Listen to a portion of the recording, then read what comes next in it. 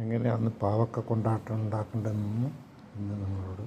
പാവക്ക ചെറുതായി റൗണ്ടായി കട്ട് ചെയ്തതിന് ശേഷം അത് വെയിലത്തിട്ട് ഉണക്കുന്നു.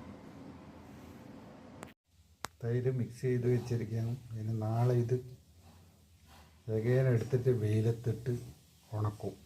ഉണക്കി നല്ല ശരിക്കും ഉണങ്ങിയതിന് ശേഷം എടുത്ത് ഗ്ലാസ് ബോട്ടിലിൽ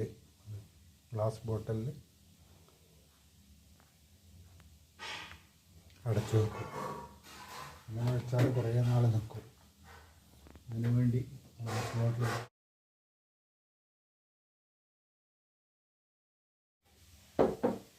അത് ശരിക്കും വെയിൽ കൊണ്ട് ഉണങ്ങിയതിന് ശേഷം ഈ ഗ്ലാസ് ബോട്ടിൽ അത് അടച്ചു വെക്കും. ഉണങ്ങി ഇതാക്കിയതിന് ശേഷം കുറച്ച് ഉപ്പും കൂടി ഇട്ട് ഇത് നാളെ വെയിലത്തിട്ട് ഉണക്കും. ശരിക്കും 2 ദിവസം ഉണങ്ങിയതിന് ശേഷം എടുത്ത് വെച്ചാൽ 1-2 വർഷമൊക്കെ നല്ല അതുപോലെ നിൽക്കും. ആവശ്യമുള്ള സമയത്ത് എടുത്തിട്ട് ഫ്രൈ ചെയ്ത് ഉപയോഗിച്ചാൽ മതി. അതാണ് കൈപ്പക്ക കൊണ്ടാട്ടം.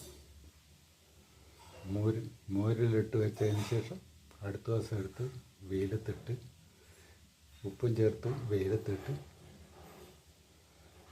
ഉണക്കി എടുത്തതിന് ശേഷം അത് ഗ്ലാസ് ബോട്ടിൽ അത് അടച്ചു വെക്കും.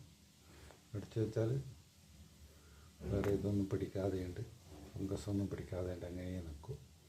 ചിലവരതിൽ മഞ്ഞളും മുളകും ഇടും. കുറച്ച്